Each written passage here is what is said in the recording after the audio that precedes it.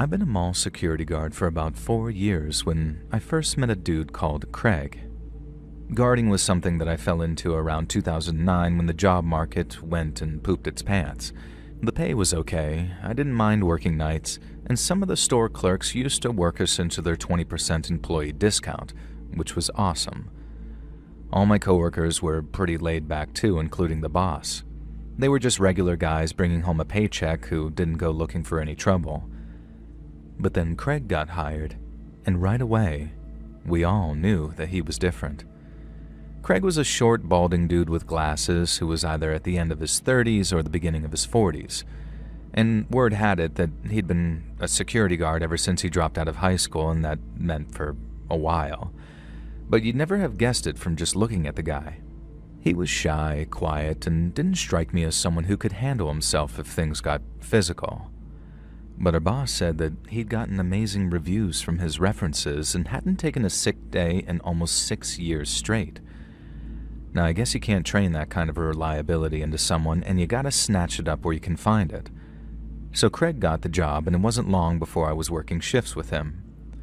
Now, including those in the parking lot, the mall had like 20-something security cameras, meaning a lot of our job was spent sitting in front of a giant bank of screens while watching for shoplifters and car thieves. In the daytime, we were the eyes in the sky, and definitely much more of a reactive force than a proactive one. Night shifts were a different story altogether, but I'll get to that later. So one day, me and Craig are sitting in front of the screens. We can access each individual camera feed from the monitor on our computers, which we use to clip and store footage should we need to. But for the most part, we don't do that unless we've got a good reason to. So when I noticed how Craig was watching this one store without a break, I got kind of curious. When I noticed that he was watching the store that sold clothes and toys for the under fives, I asked if he'd spotted something suspicious. Now, it's kind of sad, but that store was one of the biggest shoplifting spots in the whole mall. I guess the junkies figured out that formula and baby clothes sold fast over at the Hundreds block, so it became a real problem after a while. But then when I asked him, Craig switched over to the camera feed of another store and sort of said something like, "Oh, never mind. It was nothing." Now, I didn't pay it much mind at the time. I did the same thing myself from time to time, but then that same shift, about an hour before clock-out time, I caught him doing it again. And that time, he just straight up denied it. Now, I said something like, "Watching the baby store again, huh?" And then he just sort of flicked over to another store again, saying, "What? No." Now, I somehow got into my head that he had some crush on the girl who worked there, and in all fairness, she was cute, so it did track. I also thought that I had a little theory confirmed when I teased him with the prospect, and he turned as red as a stop sign. Now, I said, "You are into her, aren't you? You gonna ask her out? Come on, do it, dude. Don't be a wuss." He didn't get mad or anything. He just told me to stop while trying to keep a grin off his face.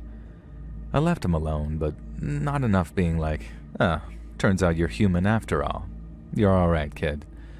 I clocked out maybe an hour or two later, and Craig grinned as I said, "Hey, don't let anyone else catch you crushing on the baby store girl again. They'll think you're stalking her." Over the next month or so, I was on a sort of string of night shifts watching the mall overnight, and 2 of those shifts were spent with Craig. I didn't see him as creepy robot anymore, just a quiet guy who focused on what was in front of him. But I did give him hell about not asking the baby store girl out yet. I told him to live a little, because the worst she could say is no. It's not even like he had to go anywhere near the store during daylight hours either, not unless it was an emergency. But still, all he did was grin and tell me to just buzz off. Now, night shifts were different to days in that we actively patrolled the mall complex once every half hour. Now, one guy would leave the office and take a walk around, while the other stayed behind to watch his back from the screen bank. We wouldn't always keep our eyes glued to the screens, not unless the walker called on the radio. So as Craig was walking around the mall from the 2:30 a.m. patrol, I wasn't paying attention to what he was doing. And not until I happened to look up and see that one of the store's shutters had been partially opened. Now, right away, I radioed over to Craig saying, "Dude, one of the stores is unlocked." And then I had this weird sort of like twin moment of realization as two thoughts hit me at once. Craig wasn't answering his radio, and the store that was open was the baby clothes store. Now right away I'm thinking, uh-oh, Craig's in the baby store, mainly because we were not allowed to just walk into the stores after closing time, not unless something serious is going down. And since Craig was so reliable, I figured that there's no way that he'd be risking his job like that unless there was something wrong. So I grabbed my keys, and off I went to the baby clothes store. Now a few minutes later, I'm ducking under the half-raised shutter, yelling out, "Craig, you in here, buddy?" And immediately he responds, "Yeah, I'm here," and steps out from behind one of the displays. He almost scared the crap out of me, and then I asked what the hell he was doing, and he told me he thought he heard something from inside the store. Now I say, "Dude, why didn't you hit me up on the radio? That's why I'm here." As in, why I was sitting at the screen bank. Now he hears something, he calls it in, and I can see past the shutters and into the store with nothing but a swivel on my chair. So as soon as he said it, I knew his excuse was nonsense, and I reminded him of what he was doing might actually get his butt fired. And it was like dealing with some dumb newbie. Only Craig was not some dumb newbie. He knew the job, and he was pretty good at it, so it made exactly zero sense to me why he was acting the way he was. And so the next night, Craig kind of thanks me for, I don't know, caring about him, I guess. And he thanked me for not telling on him, and he also thanked me for getting him out of that store, which was weird because it was almost like the way an alcoholic might thank you for stopping him from drinking. And I guess that didn't ring the alarm bells that it should have, because at the time I just wanted to know what he was doing in the baby store so late. And that's when he broke eye contact and said something sort of like, I'm gonna be a father.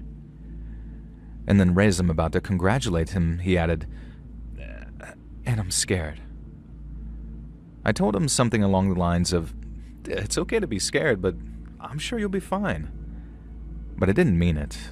Not because I'm the kind to offer empty platitudes, but because I didn't believe him. I'm not saying that I have a particularly advanced bullcrap detector or anything like that.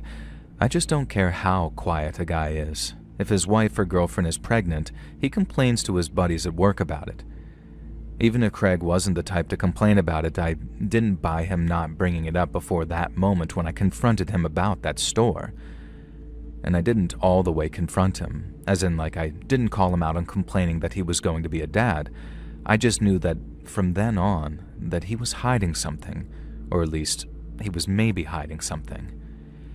It was just enough to affect my opinion of him until I knew what that thing was, and when I found out, it was almost like a bomb going off. Craig acted nice and normal for the rest of the time we worked together. I didn't catch him staring at stores, and I didn't catch him in any stores after hours either.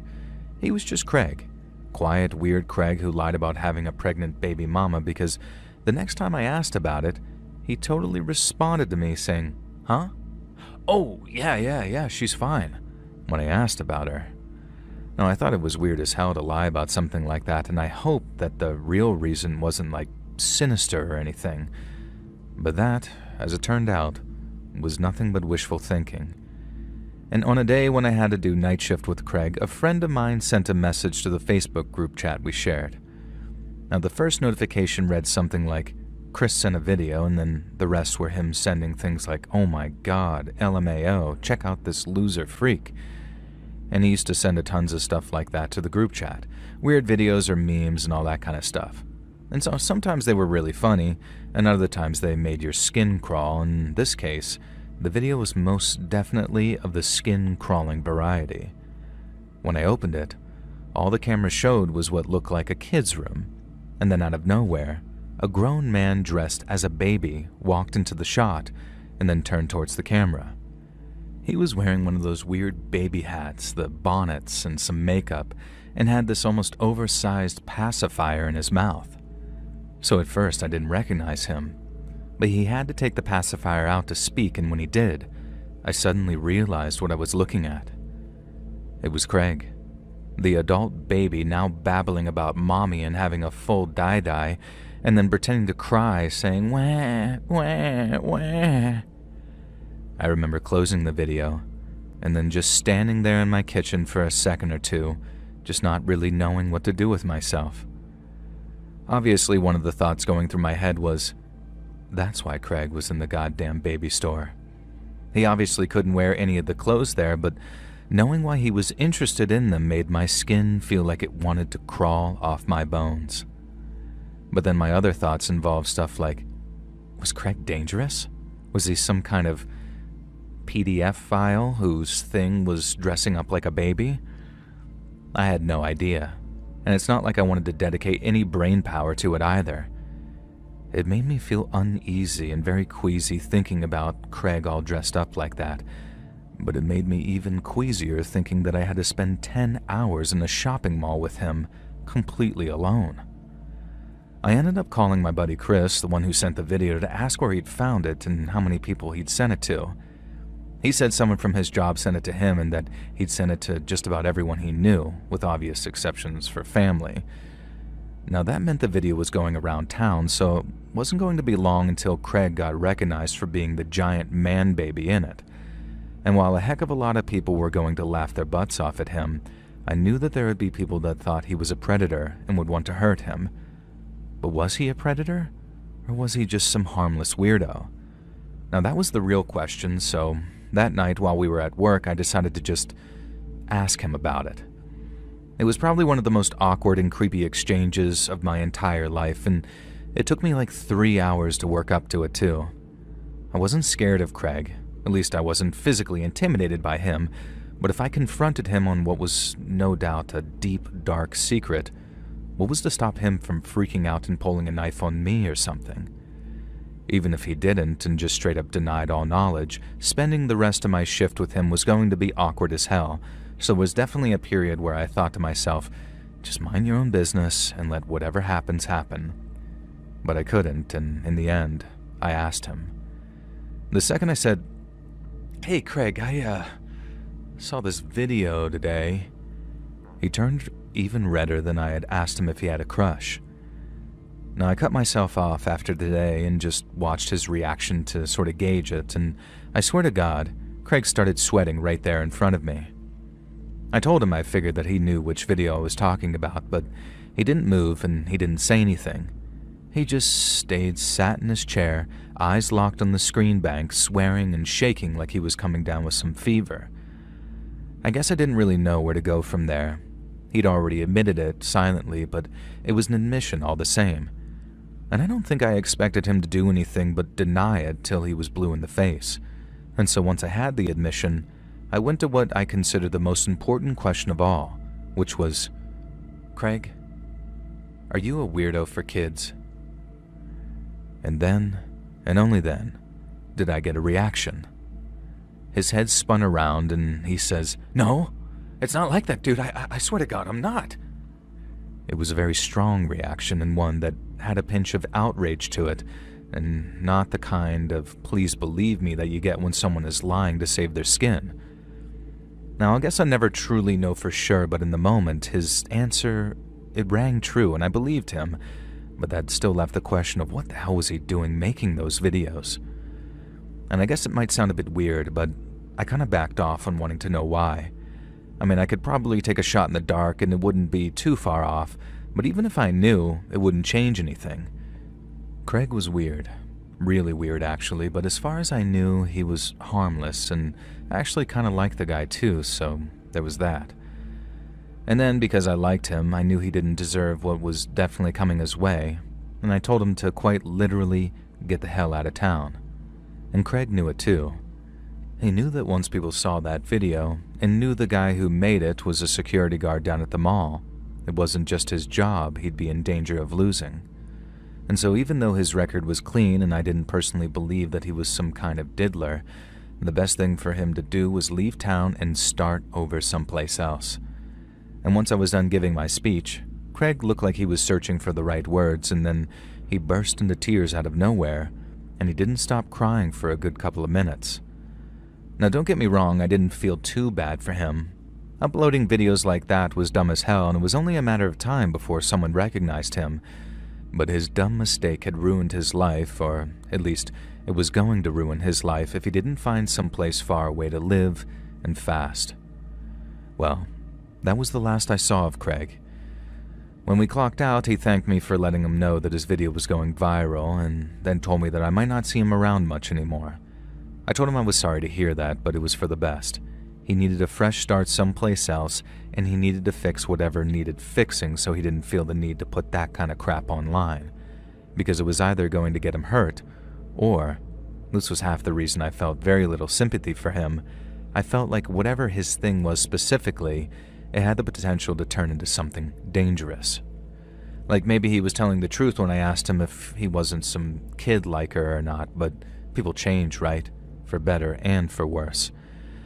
And a dude who dresses up like a baby and chooses to do so in some skimpy little diaper thing and not like a onesie, that stuff's gotta have the potential to get worse. I don't care what anyone says, and I say that as a father of 2 daughters.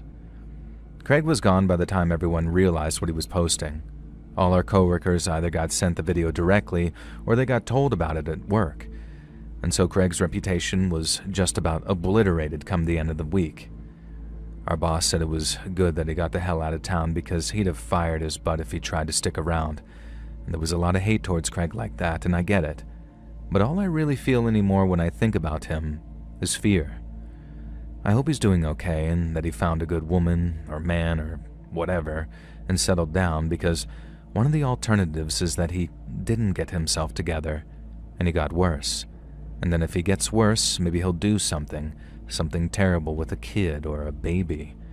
And then it'll kind of be my fault for not taking him around the back of the mall and shooting him when I had the goddamn chance.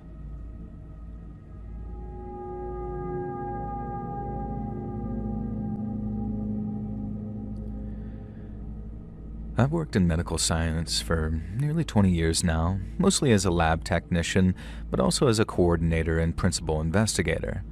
And many years ago now, I used to work in a small medical clinic in the Greater London area. We mostly ran blood and urine tests, and while we had an x-ray room and a few other things too, it was 95% blood and urine week in and week out. And as you can imagine, we're exceptionally careful when handling samples. I can't imagine many of you have received calls saying, we misplaced that blood you gave us, can you come back and give us some more? And that's because we're really careful with them. And so one day, when one of our nurses came to us saying that he dropped our sample, our first thought was concern, and not for the bloody sample, but for him. Now, I don't want to use his real name because that'll give away which clinic this took place in, so I'll just call him Dave. And when Dave dropped a sample, I was worried that he might not be feeling well. When I asked him what happened, Dave said that the beaker dropped from his grip after he suddenly became lightheaded. So we sent him home for 2 days, then he came back feeling much better. Now Dave was a great nurse, an asset to the clinic, and God knows we wanted to look after him. So a couple of weeks later, when it happened for a second time, I recommended that he just go to the doctors for a full checkup. Dizzy spells can be a sign of some pretty nasty illnesses, but following a full medical exam, he was told that there was nothing wrong with him. We were relieved, why wouldn't we be? Not to mention, Dave did admit to skipping breakfast on the day of the second spill. So once again, it passed without too much suspicion, and Dave continued to work at the clinic. But then came the day that I walked in on him doing something that I told myself was impossible, and it felt like I was hit by a train. We trusted Dave to be alone with the samples, so it wasn't in the least bit unusual for him to be left alone and uninterrupted for sometimes long periods of time. So when I walked into the containment lab, I caught him by surprise, just as he was lowering a sample beaker of urine from his mouth. I froze. He froze. Then he dropped the beaker to the floor and mumbled something like, I dropped it. But it was too late. I'd seen everything, and there was no unseeing it either. Dave begged me not to tell anyone. He swore that he'd never do it again, and even offered me money to keep quiet. But what else could I do? To say his behavior constituted gross misconduct would be putting it mildly, and we simply couldn't have anyone with such inclinations around the clinic. End of story. As you can imagine, it was quite a big deal, but all the General Medical Council was interested in was keeping it out of the papers, so when Dave just sort of disappeared, it suited everyone just fine. It was the end of our problem, but not the end of his problem, because procedure stated that we pass on what we'd learned to the police. Dave had broken laws pertaining to the mishandling of biological materials, which covers everything from blood to stool samples. It was unlikely that he'd be locked up. A first offense would get him a fine and suspended sentence at most, so we were told, but he'd never be able to work in the health service ever again. His life as he knew it was over. But to be fair, he probably should have thought about that before he decided to take a shot of piss right as I walked in. Now anyway, life moves on without Dave, and although we missed his skills and experience, we did not miss the feeling of knowing that there was someone like that working amongst us. I think it was like 6 or 7 weeks, long enough that we'd almost let the whole sorry episode slip from our minds, or at least I personally almost had anyway. And then one day, after driving home from work, a car pulled into my driveway behind me, having followed me home from the clinic to block me in. Now, I knew who it was the moment I saw the car. I'd seen that car almost every day in the clinic's car park for almost 3 years. It was Dave's car, and he had followed me home. He walked down my driveway towards me as I got out of my car, shouting at him to get away from my house before I called the police. Now, I made such a racket that my husband actually came out, and our kids watched from the front window as he walked Dave back up the driveway. He wasn't polite about it either, neither of them were, and Dave only started to back off once my husband had promised to bounce his head off the concrete. We reported him to the police, but since Dave was out on bail, there wasn't much that they could do unless they caught him in the act of actually threatening us. All they could do as it stood was warn him to stay away from me, or his attempts to do so would constitute harassment. But it didn't stop him, and things only got worse. It all culminated with Dave trying to drive me off the road one evening when I was on my way home from work. I knew I was in trouble from the second I looked in my rear view and saw his car in the road behind me. I just didn't think that he was mental enough to try and scare me in such a dangerous situation. I don't think he wanted me dead. Or maybe he did, who knows. But if I think he really wanted to murder me, he could have done it with a knife come closing time at the clinic. However, that didn't make what he did any less frightening, because his reckless driving ended up with me careening off the road and into a ditch. I wasn't hurt, not too bad anyway, but I did need to go to the hospital to get checked out just in case.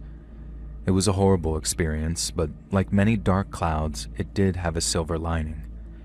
Dave's dangerous driving had been caught on several cameras, meaning he was swiftly arrested and kept on remand before his trial, since it was deemed that he was a threat to the public.